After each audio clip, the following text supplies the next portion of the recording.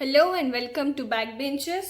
And today we are going to start a new chapter that is remedies for breach of contract.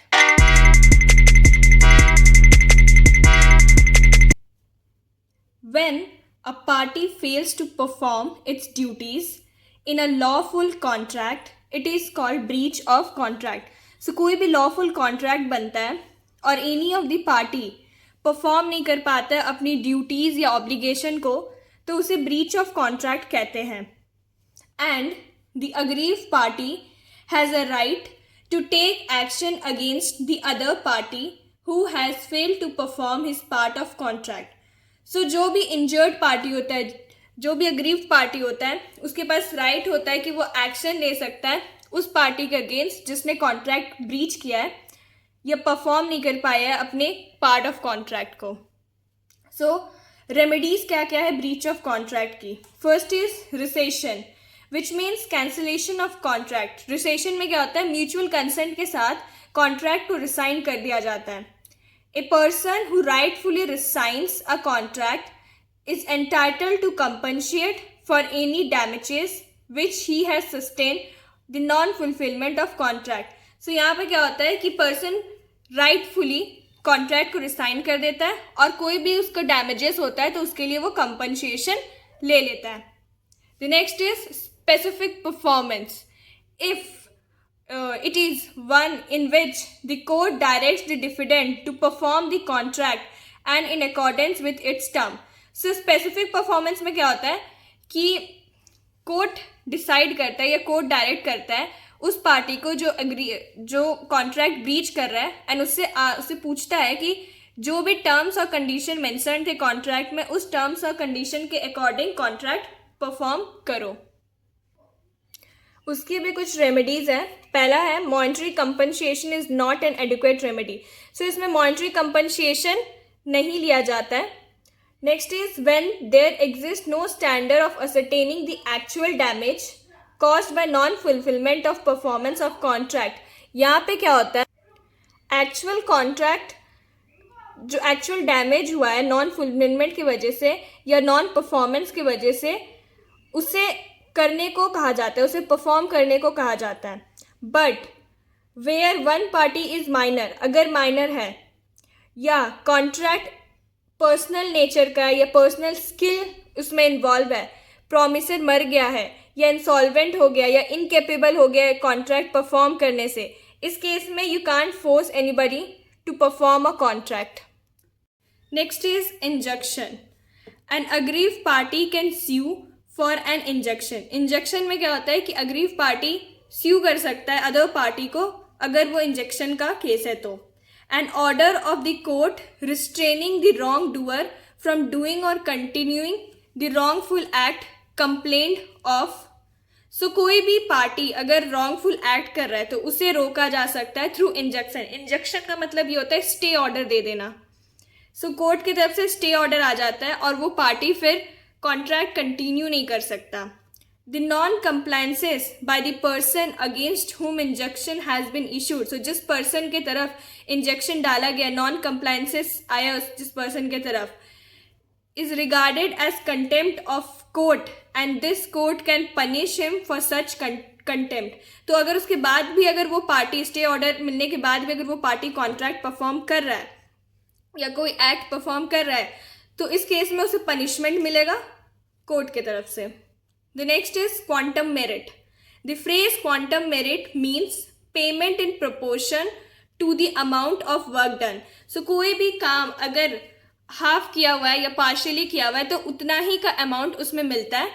And a right to sue on the arises where a contract partly perform by one party. So जितना perform किया गया है उसका पैसा आप ले सकते हैं या फिर अगर आपके पास ऑप्शन होता है आप स्यू भी कर सकते हैं पार्टी को. Has become discharge by breach of contract by the other party. बीच में ही कॉन्ट्रैक्ट तोड़ दिया जिसकी वजह से आप स्यू या कंपनसेशन डिमांड कर सकते हैं. Next we have is damages. The primary purpose of awarding damages is to put the injured person in as a position as he would have been if performance had been rendered as promise.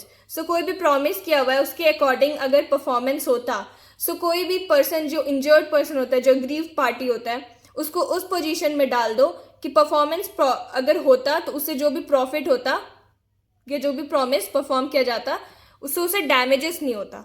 So damages भी 4 तरह का है and उसके remedies भी इसी में देखते हैं।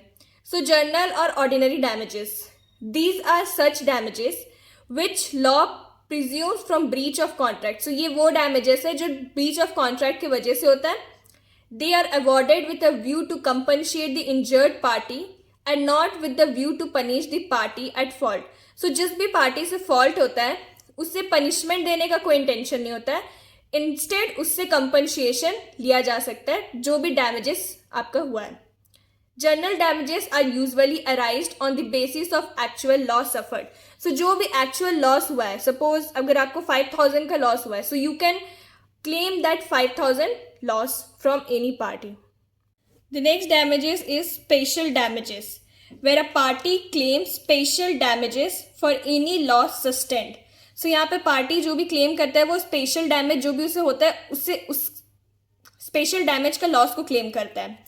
He must prove that the other party knew at the time of making of contract that special loss was likely to result from breach of its contract.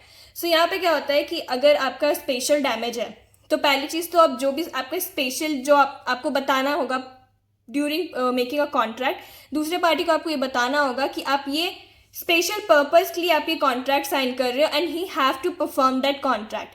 But अगर in case breach of contract होता है तो आप वो special damages claim कर सकते हो। Next is liquidate damages, where the parties agree about the damages for breach of contract, not more than the agreed amount can be awarded. So अगर contract perform होता तो आपको 5,000 रुपीज़ मिलता। सो यहाँ पे क्या होगा कि आपका जो भी अमाउंट है, ज़्यादा अमाउंट नहीं, जितना अमाउंट आपका होता उतना ही अमाउंट आपको मिलता लिक्विडेट डैमेजेस के अंदर। Vindictive damages or exemplary damages, so vindictive और एग्जेम्पलरी सेम होता है। In case of breach of contract of marriage, so ये विंडिक्टिव डैमेजेस कब क्लेम कर सकते हैं? ब्रीच जब होता है मैरिज कॉन्ट्रैक्ट और wrongfully refusal of bank of honor the customer's check. सो जब चेक डिसऑनर होता है इस केस में आप डैमेजेस क्लेम कर सकते हैं या डैमेजेस अवॉर्ड कर सकते हैं by the way of lesson or punishment to the wrongful doer. आप उसे पनिशमेंट भी दिला सकते हो। Next is restitution. The injured party is entitled to be placed in the same position as if the contract has been perform. So injured party को उसी position में डाल देंगे जिस पोजीशन में कॉन्ट्रैक्ट परफॉर्म होने के बाद वो पार्टी रहता है। मतलब उसे प्रॉफिट या तो डैमेजेस के थ्रू क्लेम कर सकते हैं या फिर वो प्रॉफिट परफॉर्मेंस कॉन्ट्रैक्ट परफॉर्म करके भी क्लेम कर सकते हैं। So with this we end the chapter here. For more educational videos do like share subscribe my channel और टेलीग्राम लिंक आपको मेरे डिस्क्रिप्शन में मिल जाएगा, वहाँ से ज्वाइन कर ले and get the PDF of this entire notes. Thank you.